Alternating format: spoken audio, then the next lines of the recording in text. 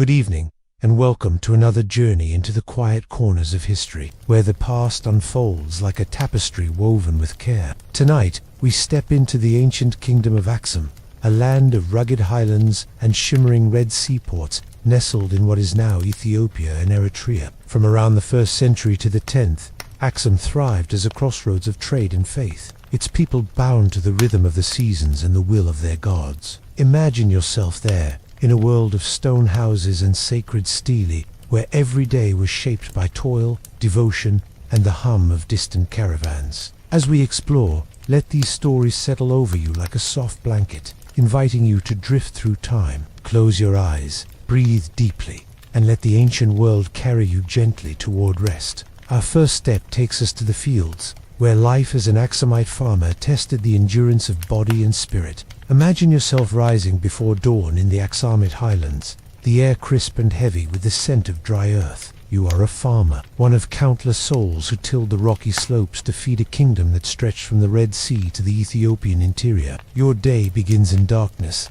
the stars still sharp above the jagged silhouette of distant mountains. Your home is a modest stone shack, its walls cool to the touch, its floor packed earth, soft by a woven reed mat. The faint glow of a clay lamp flickers as you pull on a rough linen tunic, already patched from months of wear. Outside, the world is stirring the low bleat of goats, the rustle of acacia trees in the morning breeze. Your task is to coax life from the land, a constant struggle against the sun's relentless heat and the fickle rains. You grasp a wooden ard, a simple plough with an iron tip, and lead your ox to the fields. The soil is stubborn, studded with stones that dull your tools and strain your shoulders. You guide the plough in careful furrows, planting teff, a tiny grain that'll become the sour, spongy bread that sustains you. The work is slow, your back bending under the weight of repetition, sweat mingling with dust on your skin. By midday, the sun blazes overhead, and you pause in the shade of a lone tree, sipping water from a gourd, its taste faintly earthy. Your meal is simple, a handful of teff porridge, perhaps a few lentils, chewed slowly to stretch the meager portion. The rhythm of your life is dictated by the seasons. In the wet months, you pray for just enough rain to nourish the crops without washing them away. In the dry season, you watch the sky with quiet dread, knowing a late monsoon could mean hunger for your family. Locusts, too, are a shadow over your fields, their chittering swarms capable of stripping your harvest in hours. You share your yield with the king's collectors, who arrive with clay tablets to tally your tribute. Refusal is unthinkable taxes fuel Aksum's trade, its armies, its towering stelae. Yet the weight of their demands presses on you, a reminder of your place in this ordered world. Your evenings are spent in the dim light of your home, mending tools or weaving baskets from dried grass. The air carries the faint scent of burning dung, used for fuel, mingling with the aroma of roasting grain from a neighbor's fire. Children's laughter or a distant hymn to the old gods drifts through the village, a reminder of community amid the toil. But illness is never far. Malaria from the lowlands, or a fever from tainted water, could claim a loved one without warning. You offer a small prayer to the spirits of the land, hoping for protection as you lie on your mat. The night's coolness, a fleeting relief before tomorrow's labor begins anew. Life as an Aksumite farmer was a testament to resilience, each day a quiet battle to wrest sustenance from a harsh land. As we leave these fields, let us turn to a figure who rose above them, shaping Aksum's destiny with vision and faith. As the sun dips below the Aksumite highlands, casting long shadows over the fields you toiled in, let us turn from the farmer's quiet struggle to a figure who shaped the kingdom's destiny. Picture the city of Aksum, its stone palaces rising from the plateau, their walls etched with the symbols of a burgeoning empire. Here, in the 4th century, a young king named Ezana ascended the throne, his life a tapestry of ambition, faith, and transformation. His story, woven into the annals of Aksum, carried the kingdom to new heights, yet it was marked by challenges that tested his resolve. Settle into this tale, letting its steady cadence guide you deeper into the past. Ezana was born into a world of trade and tradition, where Aksum's merchants carried gold and ivory to Rome and India, and its priests offered sacrifices to gods of sun and earth. As a boy, he would have walked the bustling streets of Aksum, the air thick with the scent of frankincense from market stalls and the clang of blacksmiths shaping iron. His father, King Ella Amida, ruled a kingdom already renowned, its wealth built on the Red Sea's trade routes. But Ezana's childhood was not one of ease. The court was a place of whispers, where advisors vied for influence and distant tribes tested Aksum's borders. Imagine him, a young prince, learning to wield a spear and read Jier's script, his days filled with lessons in governance and the weight of expectation. By his early 20s, Ezana inherited the throne, his coronation held beneath the shadow of a towering stele, a stone pillar carved with prayers to the old gods. The kingdom he ruled was vast but fragile, its prosperity tied to the fickle currents of trade and the loyalty of far-flung governors. Ezana's early reign was marked by military campaigns to secure Aksum's frontiers. He led warriors clad in linen tunics, their shields glinting in the sun, against the Bija tribes to the north, whose raids disrupted caravan routes. These conflicts were not glorious spectacles but grueling marches across arid plains, where dust-coated throats and the clash of spears left lives quietly lost. Yet Ezana's leadership brought stability, his victories ensuring that caravans could once more carry myrrh and emeralds to distant shores. The turning point of Ezana's reign came with a quiet but profound shift, his conversion to Christianity. Influenced by a Syrian missionary named Frumentius, Ezana embraced the new faith, making Aksum one of the first Christian kingdoms in the world. Imagine the moment perhaps in a stone-walled chamber, lit by flickering oil lamps, where Ezana heard tales of a single god and a promise of salvation. This was no sudden decree, but a gradual transformation, as he ordered crosses carved onto coins and churches built atop ancient shrines. The old gods marked and after faded into the highlands' memory, their altars replaced by altars to Christ.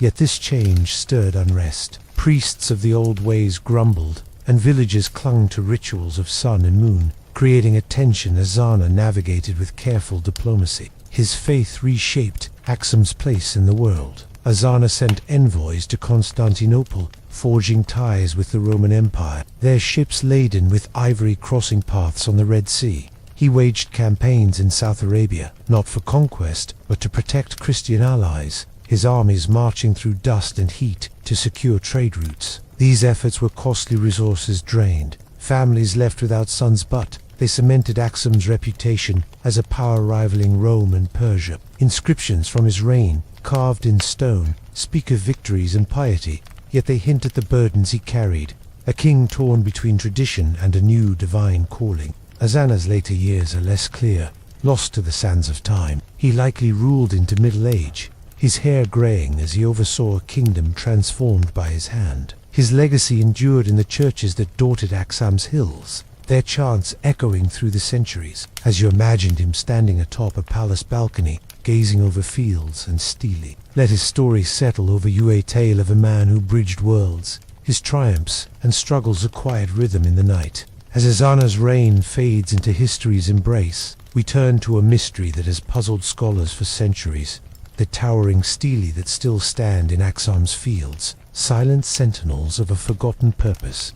As the story of King Ezana fades into the twilight of Aksum's past, imagine yourself standing in a field just beyond the city's heart, where massive stone pillars rise against the horizon. These are the stele of Aksum, towering monoliths that have stood for nearly 2 millennia, their surfaces weathered by time and the highland sun. Some reach as high as a 10-story building, their tips piercing the sky like silent sentinels. The air around them carries the faint scent of dry grass and dust, and in the quiet of dawn, you can almost hear the echoes of the hands that shaped them. These stele are a mystery, their purpose debated by scholars and whispered about in local tales. Were they tombs, victory markers, or something more celestial? Let us wander among them, unraveling their enigma in the gentle rhythm of history. Picture yourself walking across the stony ground, your sandals crunching softly as you approach the largest stele, known today as the Great Stele.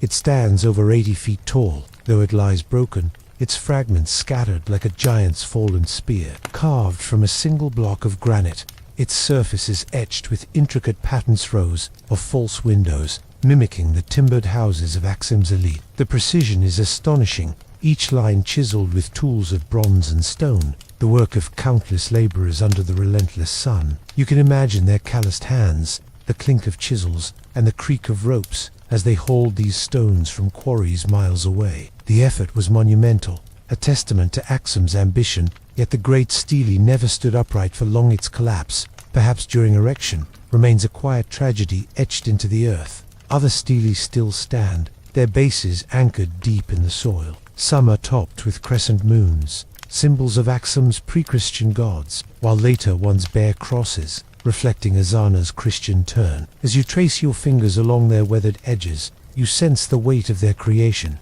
Workers toiled for years, their lives consumed by the task, their sweat mingling with the dust. The stele were not mere decorations, they marked something profound. Archaeologists suggest they stood over royal tombs, housing the remains of kings like Azana, their underground chambers filled with gold and ivory. Yet no bodies have been found in many, leaving questions unanswered. Were they emptied by looters, or were the stele symbolic, meant to honor the dead without holding them? Another theory whispers of a celestial purpose. The stele's alignment catches the Aksum point toward the solstice or key stars, like those the Aksumites used to time their planting. Imagine priests standing here at dusk, their robes fluttering, observing the heavens to guide the kingdom's rituals. The crescent moons atop older stele evoke Ma, the god of the moon, suggesting a link to ancient worship. Yet the shift to crosses hints at a blending of faiths, as Christianity reshaped Aksum's skyline. The stele could have been a bridge between earth and sky, a way to mark time or appease divine forces. You can almost feel the weight of those moments, the soft chants of priests mingling with the bleat of distant goats. Local legends offer another layer. Elders in Aksum's villages speak of the stele as gifts to the gods, erected to ensure prosperity or ward off calamity. Some say they were raised by giants, a poetic nod to their sheer scale. These stories, passed down through generations, carry the hum of oral tradition, their truth softer than stone but no less enduring. As you stand among the stele, the wind carries a faint chill, and the silence feels alive with questions. Why did the Aksumites pour such effort into these pillars? Why did some fall, while others endure? The answers lie buried, perhaps in the soil beneath your feet, or in the faded memories of a kingdom long past. The stele remain, silent and steadfast, their mystery a quiet invitation to wonder. As we leave this field of stone, let us step into the world of those who stood above the farmers, the merchants whose wealth fueled Aksum's glory. As the enigmatic stele fade into the highland haze, imagine yourself stepping away from the farmers' rocky fields and the silent stones of Aksum's past. Now, picture a different life, one of wealth and movement, where the air hums with the clink of coins and the scent of exotic spices. You are an Aksumite merchant, a member of the elite whose trade fueled the kingdom's glory from the 1st to the 10th century. Your world is one of stone villas, bustling ports, and far-reaching caravans, yet it is not without its burdens. Settle into this quieter rhythm, where the pulse of commerce and the weight of responsibility blend, carrying you deeper into the ancient world. Your day begins in a spacious home on the outskirts of Aksum, its walls built of smooth-hewn stone, cool against the morning air. The floor is swept clean, adorned with woven mats, dyed in soft ochre and indigo. You rise from a low wooden bed, its frame carved with simple geometric patterns, and don a fine linen robe, its hem embroidered with threads traded from distant India. The scent of honey wine lingers from last night's meal, served in a clay goblet etched with crosses, a nod to the Christian faith that now shapes the kingdom. Your household stirs servants grind teff in the courtyard, their pestles tapping a steady rhythm, while the faint bleat of goats drifts from a nearby pen. Your wealth comes from trade, the lifeblood of Aksum, and your mornings are spent planning. You sit at a low table, its surface strewn with clay tablets, scratched with Gia script, tallying shipments of ivory, frankincense, and gold. The air carries the faint musk of myrrh, stored in sealed jars for the next caravan. You meet with partners, their voices low and deliberate, as you negotiate deals to send goods to Rome, Persia, or the ports of South Arabia. The Red Sea is your lifeline, its turquoise waters carrying your ships to Agilis, Aksum's thriving port. But the sea is unpredictable. Storms can sink your cargo, and pirates lurk near the horizon, their dhows a silent threat. Each venture is a gamble, your fortune tethered to the winds and waves. By midday, you walk to the market, your sandals slapping against the packed earth. The bazaar hums with life. Merchants hawk ostrich feathers, their vibrant plumes catching the sun, while others offer tortoise shells or shimmering emeralds from the south. The air is thick with the tamps of salted fish, the sweetness of dates, and the sharp bite of incense burning at a nearby shrine. You barter with a trader from Himyar, exchanging your ivory for their saffron, your words measured to mask your eagerness. The crowd presses close, a weave of linen tunics and jingling bracelets, but you remain vigilant. Pickpockets blend into the throng, and a bad deal could tarnish your name. Your status brings privilege, but also duty. You host feasts for fellow merchants, serving roasted kid and injera spread with spiced lentils. The table lit by oil lamps, casting soft shadows on the walls.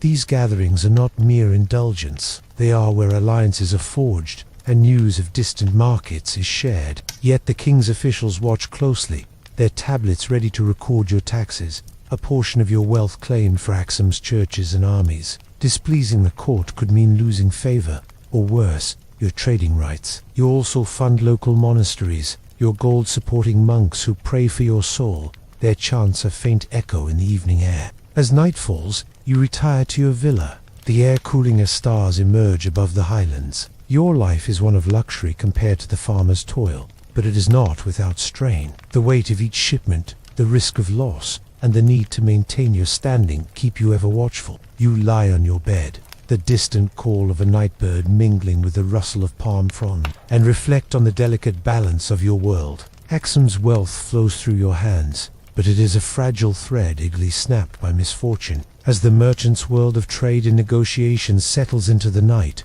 let us turn to a craft that defined Aksum's prestige, a quiet art that gleamed in the markets and courts. As the merchant's bustling world fades into the quiet of an Aksumite evening, imagine yourself stepping into a different corner of this ancient kingdom. Picture a small workshop in the heart of Aksum, its stone walls warmed by the glow of a charcoal brazier. The air carries the sharp tang of molten metal and the earthy scent of clay molds, mingling with the distant murmur of a marketplace winding down. You are an artisan, a master of minting coins, crafting the gleaming gold, silver, and bronze discs that proclaim Aksum's wealth and power. This craft, meticulous and revered, was a cornerstone of the kingdom's prestige, one of the first in Africa to issue its own currency. Let the steady rhythm of this work, its careful precision, carry you deeper into the past, a gentle invitation to rest. Your day begins at dawn as you enter the workshop, a low-roofed space cluttered with tools and clay crucibles.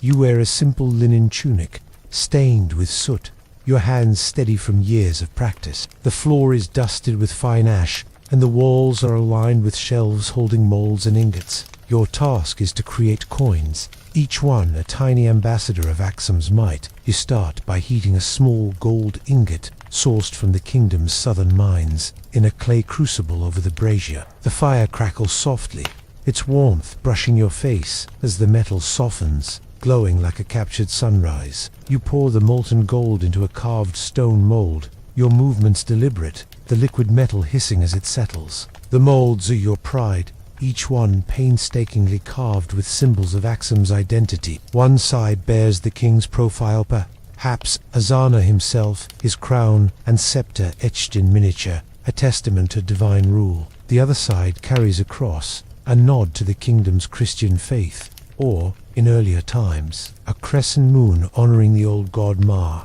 You work with a fine chisel, your fingers tracing the GS script that spells out the king's name or a blessing. The air is heavy with the scent of cooling metal, and the repetitive tap of your hammer against the mold creates a soothing cadence, like a heartbeat in a quiet workshop. Each coin must be perfect, its weight exact to ensure trust in Aksum's markets and beyond. You weigh the cooled discs on a small balance, its pans swaying gently as you add or shave slivers of metal. A flawed coin could disrupt trade, angering merchants who carry these discs to Rome or India, where they're exchanged for silk or spices. You polish each one with a soft cloth, their surfaces catching the light, their edges smooth against your fingertips. The work is slow, requiring patience that borders on meditation. Hours pass unnoticed, the world outside fading as you focus on the gleam of gold, the faint clink of coins stacking in neat rows. Your craft is not solitary. Apprentices move quietly around you, fetching charcoal or cleaning molds, their soft footsteps blending with the workshop's hum. Occasionally, a royal official visits, his cloak sweeping the floor, inspecting your work to ensure it meets the king's standards. These coins are more than currency. They are symbols of Aksum's reach, carried across deserts and seas, handled by traders who marvel at their craftsmanship. Yet the work is taxing your eyes strain in the dim light. Your hands ache from gripping tools, and the brazier's heat leaves you parched. At day's end, you step outside, the cool highland air a relief, the stars above mirroring the glint of the coins you've crafted. As you rest, the weight of your role settles over you. Your coins bind Aksum to the world, a quiet legacy forged in fire and care. Their shine endures, even as the kingdom's memory fades. As the gleam of Aksum's coins lingers in the workshop's glow, let us turn to a monument that stood at the heart of the kingdom, a sacred space of stone and faith. As the glow of the coin minter's workshop fades into the quiet of an Aksumite evening, imagine yourself stepping away from the city's bustle, your path leading upward into the rugged highlands. Picture a rocky plateau, where the air is thin and cool, scented with wild thyme and the faint dust of eroded stone. Before you stands Debra, a cliff-top monastery, its ancient stone walls rising like a sentinel against the endless sky. This sacred place, one of Aksum's earliest Christian sanctuaries, was a marvel of faith and engineering, its isolation a testament to the kingdom's devotion. Let the stillness of this place, its walls whispering of centuries past, carry you deeper into history's gentle embrace. You begin your ascent, your hands gripping a rope ladder woven from toughened hemp, its fibers rough against your palms. The cliff face looms above, its surface pitted by wind and time. The climb demanding careful steps as the wind tugs at your linen cloak. Below, the highland valley stretches out, a patchwork of terrace fields and scattered villages, their fires twinkling in the dawn's half-light. The air grows cooler as you climb, the faint bleat of goats fading into silence. At the summit, you reach the monastery, its walls built of squared stone, fitted without mortars, their edges soft by centuries of weather. The structure is simple yet imposing, its low roof, thatched with dried grass, blending into the cliff's rugged crest. Step inside, and the world shifts. The interior is dim, lit only by slivers of light filtering through narrow windows, casting soft patterns on the stone floor. The air is heavy with the scent of frankincense, burned in small clay censers, its smoke curling upward like a prayer. The walls are adorned with faint traces of early Christian fresco crosses and saints painted in ochre and indigo, their colors faded but enduring. You can almost hear the soft shuffle of monks' sandals, their robes brushing the floor as they move in quiet reverence. The space feels alive, its silence a canvas for the chants that once echoed here, their melodies rising and falling like the rhythm of breath. Debra was more than a monastery. It was a refuge, built in the 6th century, perhaps during Azana's Christianizing reign or soon after. Its cliff-top perch was no accident. Its isolation protected monks from raiders and preserved their sacred solitude. Imagine the laborers who built it, hauling stones up the sheer cliff, their ropes creaking under the weight. The work was slow, each block set with precision, the builder's hands guided by faith as much as skill. The monastery's design reflected Aksum's blend of cultures. Its stonework echoed local traditions, while its crosses and altars spoke of a faith imported from distant Rome.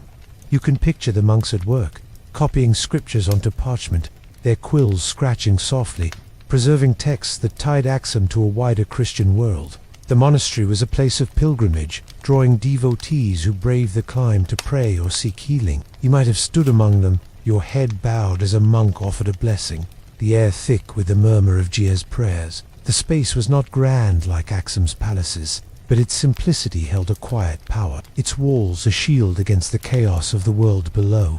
Yet life here was not without hardship. Monks relied on supplies hauled up the cliff, their diet sparse barley, bread and water flavored with herbs. Storms could batter the plateau, and the isolation weighed on even the most devout. As you stand in the monastery's shadow, gazing out over the highlands, you feel the weight of its Debra stood as a beacon of Aksum's faith, its stones holding the memory of a kingdom that bridged continents and creeds. Its silence invites you to linger, to let its story settle over you like a soft veil. As the sacred stones of Debra fade into the highland dusk.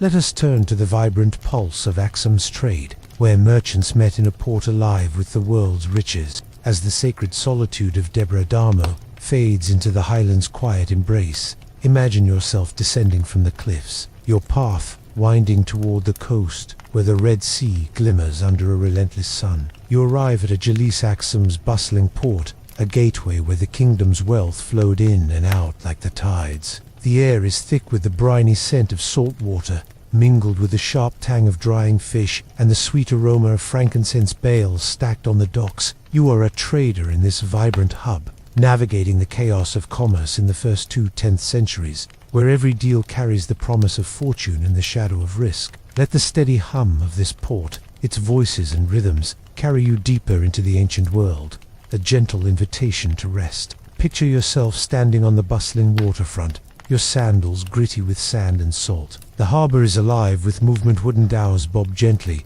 their sails furled, while laborers haul and ferry of olive oil and baskets of ostrich feathers. The sun beats down, warming the stone quays, and the air hums with voices in Greek and Arabic, a chorus of traders from Rome, Arabia, and India. You wear a loose linen tunic, its hem damp from sea spray, and carry a leather pouch heavy with Aksumite coins, their gold glinting as you barter. Your trade is in ivory, sourced from the southern hinterlands, its smooth tusks prized by distant artisans. You haggle with a Himyarite merchant, his turban bright against the crowd, offering your ivory for their saffron and myrrh, your voice calm but firm to mask the stakes. The port is a tapestry of scents and sounds. Stalls line the quay, their awnings flapping in the breeze, offering piles of shimmering tortoise shells and bundles of cinnamon bark. The clatter of clay jars, the creak of ropes, and the low bellow of oxen pulling carts blend into a soothing rhythm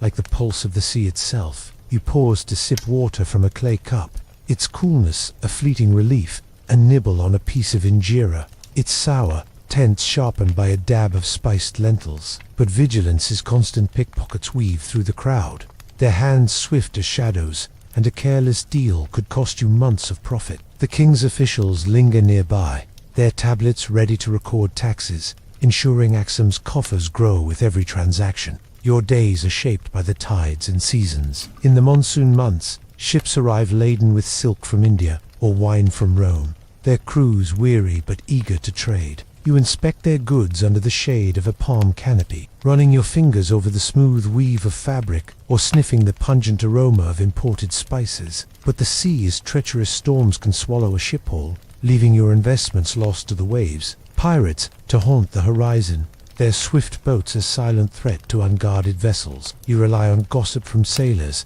their tales of distant ports shared over cups of barley beer, to plan your next venture. A good season could see your wealth grow, enough to buy a stone house in a bad one could leave you bartering scraps to survive. As evening falls, the port quiets, the sky turning a soft amber over the Red Sea.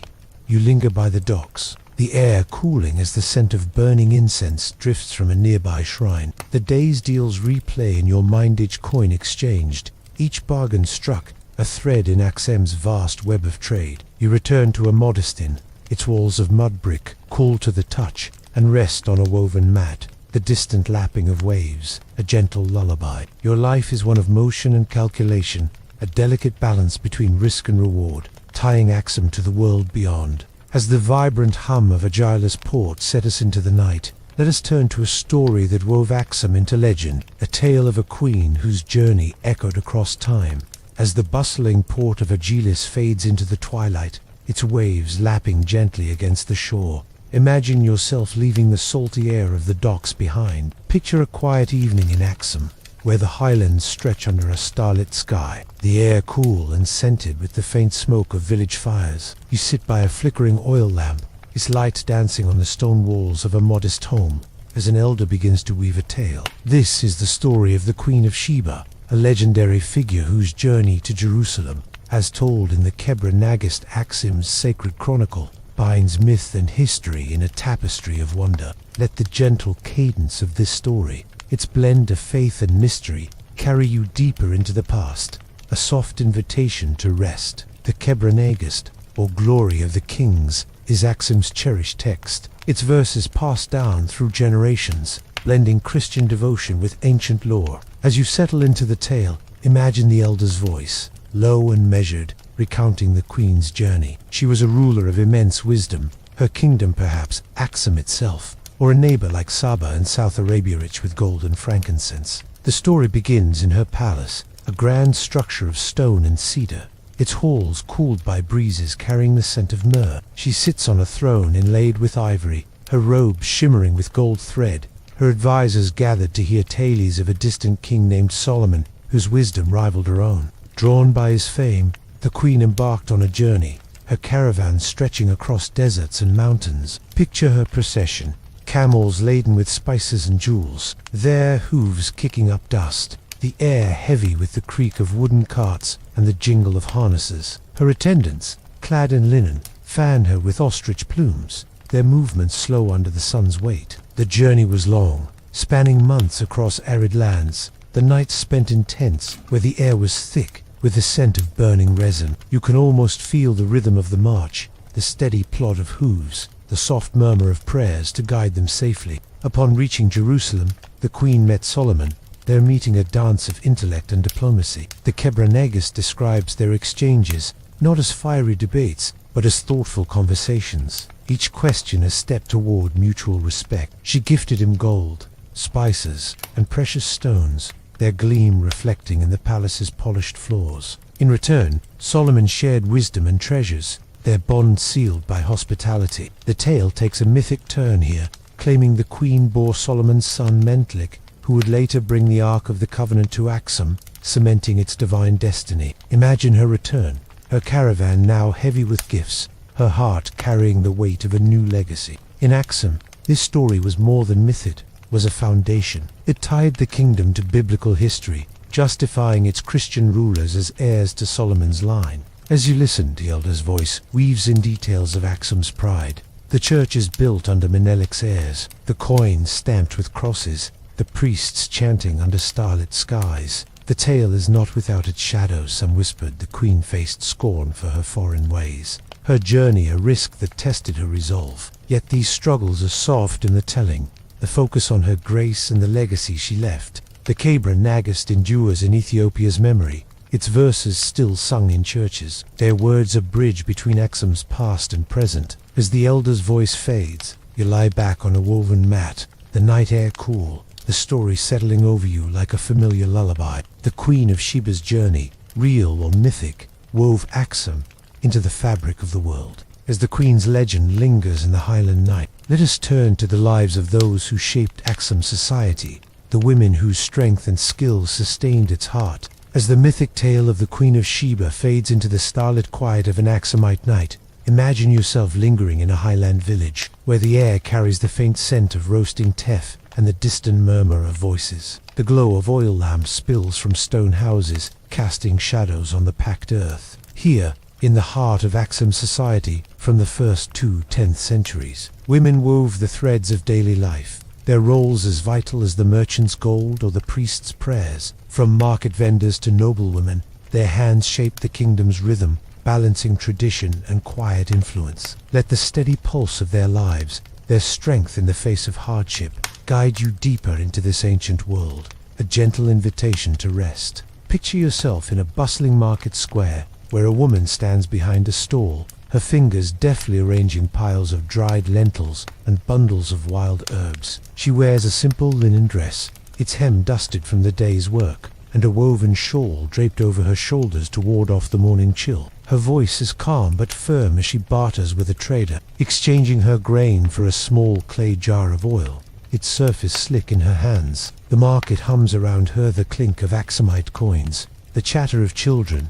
the creak of ox carts laden with ivory. Her stall is modest, but her knowledge of prices and seasons makes her a respected figure, her words carrying weight among neighbors who rely on her harvests. Beyond the market, women worked the fields alongside men, their backs bent under the highland sun. Imagine one such woman, her hands calloused from wielding a hoe, breaking the rocky soil to plant teff. The air is thick with dust, the scent of turned earth mingling with her sweat as she moves in time with the ox's slow steps. Her day is long, stretching from dawn to dusk, yet she pauses to share a meal of injera with her family, the sour bread spread on a woven mat under a shade tree. Her life is one of endurance, her labor feeding not just her household, but the kingdom itself. As surplus crops flow to the king's yet her toil goes unrecorded, her name lost to the ages, her contribution a quiet cornerstone of Aksum's prosperity. In the elite circles, women held different roles,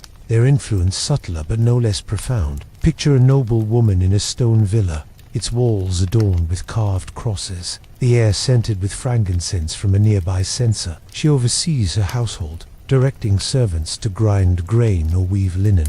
Her commands soft but authoritative. Her robes are finer, dyed with imported indigo, and her neck bears a necklace of gold beads, a gift from a merchant husband. She might fund a church, her wealth supporting monks who pray for her soul, their chants drifting through the evening air. Some noble women, like the legendary Candaces of Aksum's southern neighbors, even led armies or advised kings, their voices shaping treaties or temple rites. Yet even these women faced constraints. Marriage bound many to alliances, their dowries of land or gold sealing ties between families. Illness, too, was a constant shadow. Fevers from the lowlands could claim a child or sister, leaving grief to settle like dust. Women turned to healers, often other women who mixed herbal brews and whispered prayers to Saint Mary, blending Christian faith with old rituals. Imagine one such healer, her hands stained with crushed herbs, tending a fevered child by lamplight, her knowledge passed down through generations. Her work,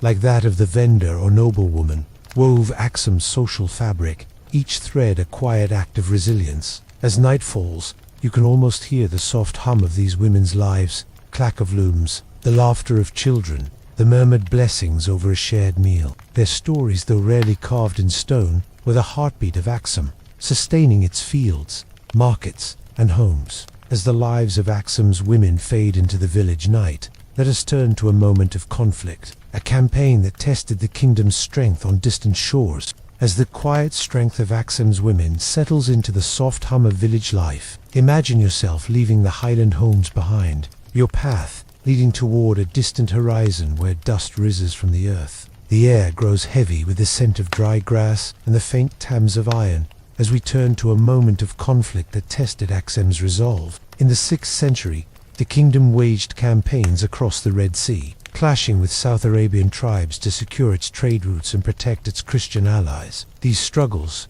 precursors to later battles like Odwa, were not grand spectacles but grueling tests of endurance, their outcomes shaping Aksum's place in the world. Let the steady rhythm of this tale, its weight softened by time, carry you deeper into history's gentle embrace. Picture yourself standing on a rocky plain in South Arabia, the sun blazing overhead, its heat radiating from the cracked earth. You are among Aksum's warriors, sent by the king, perhaps Caleb, Azana's successor, to defend Christian communities and secure the trade routes that carried frankincense to Aksum's ports. Your linen tunic clings to your skin, damp with sweat, and you grip a wooden spear, its iron tip glinting faintly. The army is modest, a mix of highland farmers and trained soldiers, the shields of hide and wood strapped to their arms. The air carries the low murmur of commands in Gies, mingled with the creak of leather sandals and the snort of horses tethered nearby. The campaign began months ago, when Aksum's ships crossed the Red Sea,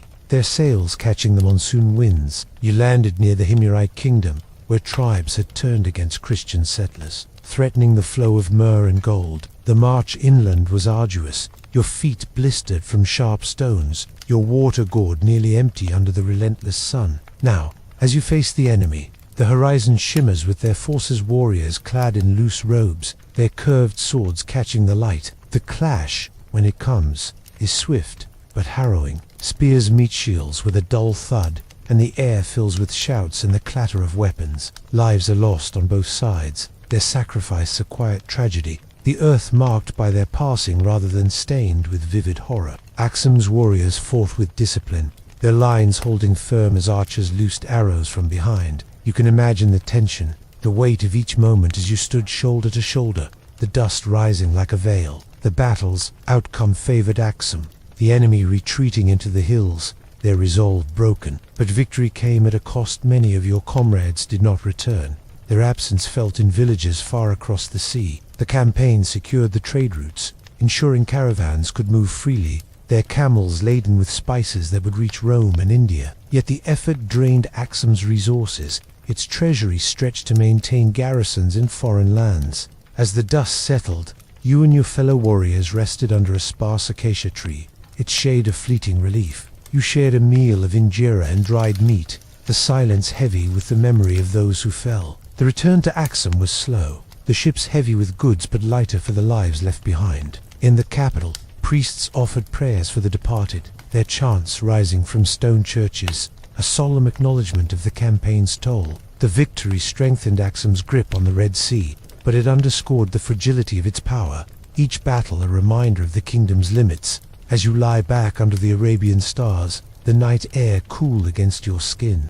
the campaign's echoes fade into a quiet resolve. Aksum endured, its trade routes preserved, but the cost lingered in the hearts of those who fought. As the echoes of this distant campaign fade into the night, let us turn to the quiet arts of healing, where Aksems, monks, and herbs soothed both body and soul. As the healing chants of Aksum's monks fade into the highland night, imagine yourself stepping from the monastery's stone walls into the heart of the city, where the air is cool and scented with the faint dust of ancient streets. Picture a quiet chamber, its walls lined with wooden shelves, once heavy with scrolls and tablets inscribed in the curling script of G. This was the library of Aksum, a repository of the kingdom's knowledge from the first 2 10th centuries, now lost to time. Its contents, histories, trade records, and Christian hymns remain a mystery, their absence a silent question mark in the story of a great civilization. Let the gentle enigma of this lost library,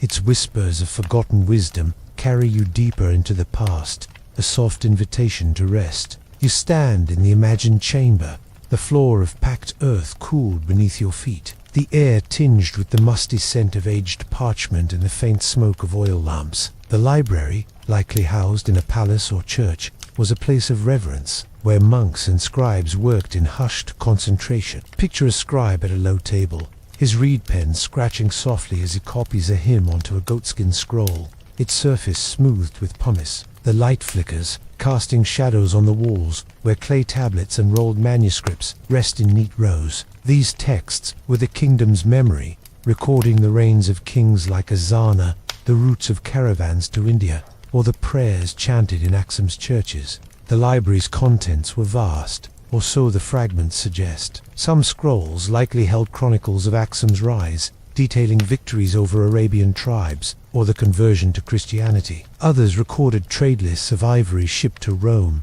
or spices bartered in a Gelis port, their quantities etched in precise Ge'ez numerals. There may have been translations of Greek or Coptic texts, brought by missionaries, their pages blending Aksum's faith with the wider Christian world. Imagine the scribe's careful hand, dipping his pen in ink made from charcoal and gum, his strokes preserving stories of the Queen of Sheba, or the rituals of old gods like Ma.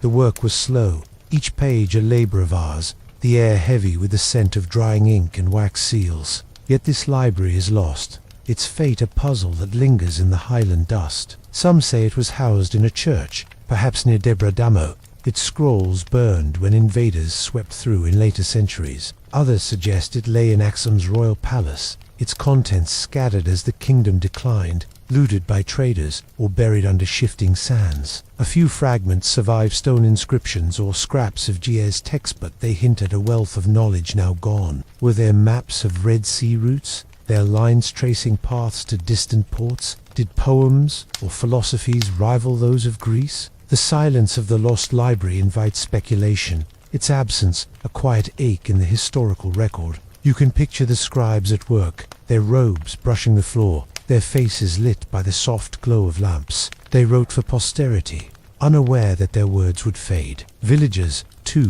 relied on these texts, their laws and rituals preserved in the library's care. As you stand in this imagined chamber, the air still, you feel the weight of what was lost, stories, wisdom, the heartbeat of a kingdom. Local elders still speak of hidden manuscripts, buried in caves or guarded by monks.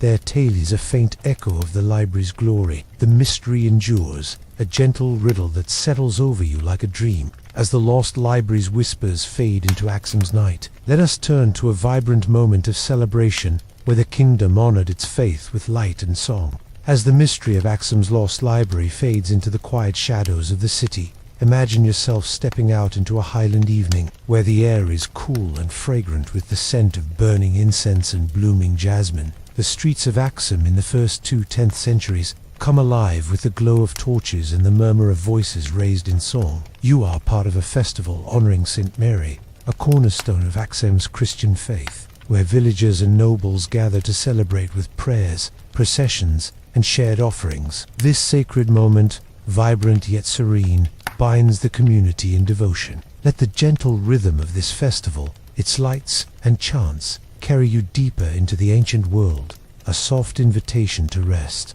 Picture yourself standing in a crowded square near a stone church, its walls etched with crosses, its roof thatched with dried grass. The sun has just set, and the sky is a deep indigo, speckled with stars. Torches line the square, their flames casting a warm glow on the faces around you, farmers in rough linen, merchants in embroidered robes, children clutching woven baskets of offerings. The air is thick with the sweet, resinous scent of frankincense, curling from clay censers swung by priests in flowing white garments. Their chants rise, a low, melodic hum in jeers, praising St. Mary as the Mother of Salvation, her name a beacon in Aksum's Christian heart. You join the procession, your sandals scuffing the packed earth as you move toward the church. In your hands, you carry a small clay jar filled with teff grain, a humble offering for the altar. The crowd sways gently, their voices blending into a soft hymn, the words unfamiliar yet comforting,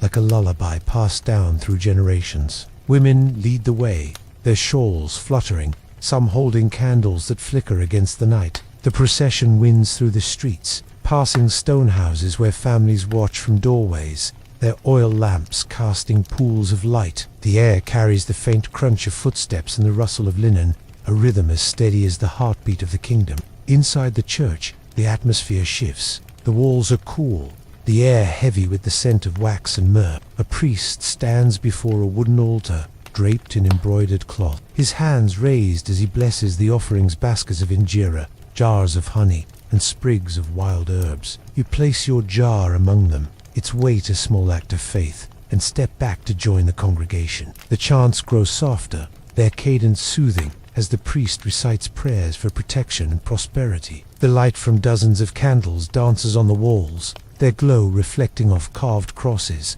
creating a sense of timeless reverence. You can almost feel the warmth of the community, their shared devotion, a quiet strength. The festival is not all solemnity. Outside, the square fills with musica, low drumbeat, the pluck of a lyre, and the laughter of children chasing each other through the crowd. Tables are set with shared meals, platters of injera spread with spiced lentils, bowls of barley stew, and cups of tej, a honey wine that leaves a sweet warmth on the tongue. You sit on a woven mat, sharing bread with a neighbor, the act of eating a communion that binds the village. Stories are told, tales of St. Mary's miracles, or the Queen of Sheba's legacy, one softening into the night's embrace. The hardships of daily life, the toil of the fields, or the risks of trade seem distant in this moment of unity. As the festival winds down, the crowd thins, and you linger in the square, the air now cool and still. The final chants fade, leaving only the crackle of dying torches and the rustle of leaves in the breeze. The festival has renewed the kingdom's spirit, its devotion to St. Mary a thread that weaves through Aksum's Christian centuries. You return home,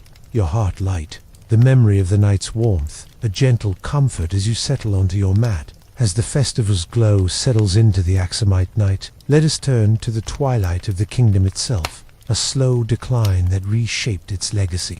As the warm glow of the festival for St. Mary fades into the quiet of an Aksumite night, imagine yourself standing on a hill overlooking the kingdom's capital, where stone palaces and towering stelae catch the last light of dusk. The air is cool, scented with the faint dust of eroded paths and the distant smoke of village fires. From the 7th to 8th centuries, Aksum, once a beacon of trade and faith, began to fade, its power waning under the weight of shifting climates, rival empires, and fading trade routes. This slow decline, a gentle unraveling of a great civilization, reshaped the Horn of Africa. Let the soft cadence of this story, its quiet ebb and flow, carry you deeper into history's embrace, a gentle invitation to rest. Picture the city of Aksum in its twilight years, its streets still bustling but quieter now, the hum of merchants and pilgrims soft by time. The markets, once overflowing with ivory and frankincense, see fewer caravans,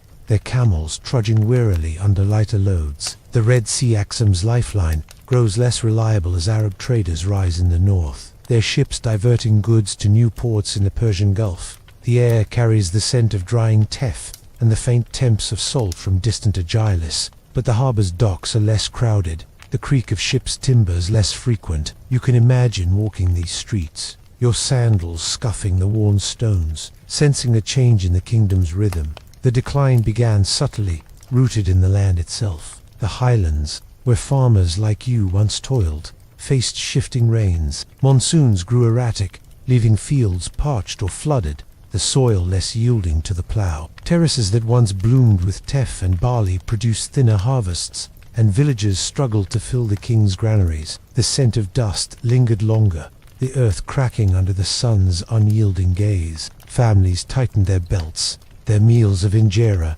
and lentils stretched thin, the quiet gnaw of hunger, a constant companion. The kingdom's wealth, built on surplus, dwindled, and the gold coins that once gleamed in markets became rarer, their minting slowed by strained treasuries. Beyond the land, external pressures mounted. The rise of Islam in the 7th century reshaped trade, as Arab merchants forged new routes, bypassing Aksum's ports. The Red Sea, once a highway of commerce, saw fewer Roman or Indian ships, their sails replaced by those of rival powers. You can picture the merchants in Agilis, their faces lined with worry, counting fewer profits as foreign traders turned to Jeddah or Busra.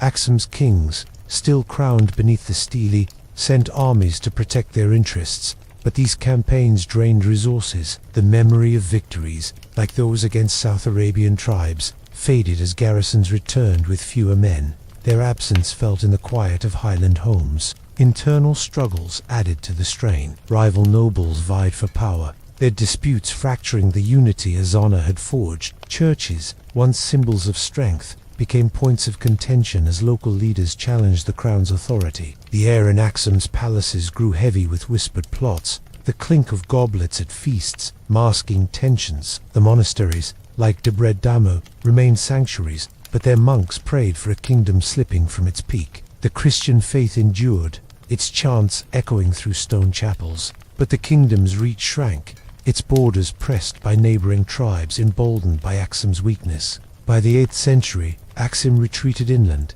its capital diminished, its ports like Agilis abandoned to the sands. The stele stood silent, their shadows longer as the city's pulse slowed. Yet this decline was not a sudden fall, but a gradual fading, like a fire burning low. Villages persisted, their farmers still tilling the earth, their lives adapting to a quieter world. The legacy of Aksum's trade, faith, and art lingered, carried forward by the people who remained. Pause, music softens, evoking a gentle fade like the settling of highland dust. As Aksum's twilight settles over the highlands, let us turn to the enduring traces of its legacy, echoes that resonate in the modern world. As the twilight of Aksum's decline settles over its quiet highlands, imagine yourself standing once more on a hill overlooking the ancient capital. The air is cool, scented with the faint dust of stone and the sweet bloom of wildflowers carried on the evening wind. The stele, those towering sentinels, cast long shadows across the fields,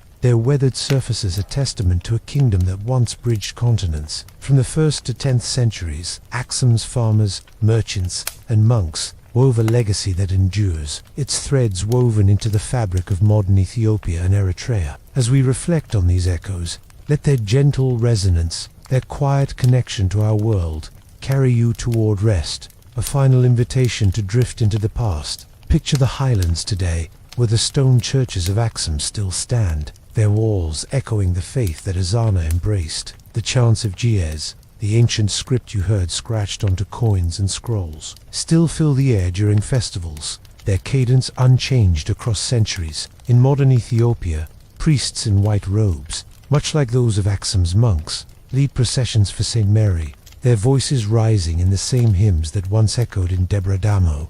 The air carries the familiar scent of frankincense, burned in censers, a ritual that binds the present to the past. You can almost feel the continuity, the soft pulse of tradition that lingers in every chant, every cross carved in stone. The fields to bear Aksum's mark. Farmers in Ethiopia's highlands still plough with tools, not unlike the wooden ards of their ancestors, coaxing teff from rocky soil. The sour tang of injera, shared in village meals, mirrors the bread that sustained Aksum's people, its recipe passed down through countless hands. The terraces, carved into slopes to tame the land, remain a testament to the ingenuity of those early farmers, their labor etched into the landscape. As you imagine walking these fields, the crunch of earth underfoot and the distant bleat of goats feel familiar, a quiet reminder of the lives that shaped this land. Aksum's trade routes, once bustling with caravans, have left their imprint on Ethiopia's markets. In cities like Addis Ababa, vendors barter spices and textiles, their stalls reminiscent of Agala's vibrant port. The gold coins, so carefully minted in Aksum's workshops, inspired a tradition of craftsmanship, seen today in Ethiopia's intricate silver jewelry and woven baskets. The Red Sea, though no longer Aksum's lifeline, remains a highway for trade, its shores linking Ethiopia to the world, just as merchants once carried ivory to Rome and India. The air in these markets carries the same scent, cinnamon, myrrh, and roasted coffee, a sensory bridge to the past. The Kebra Nagast, with its tale of the Queen of Sheba, endures as Ethiopia's national epic, its verses recited in churches and schools. This story, blending myth and history, reinforces the pride of a nation that sees itself as heir to Aksum's divine legacy. The churches of Lalibela, carved from rock in later centuries, echo Aksum's stone sanctuaries, their builders inspired by the same faith that raised Debre Damo.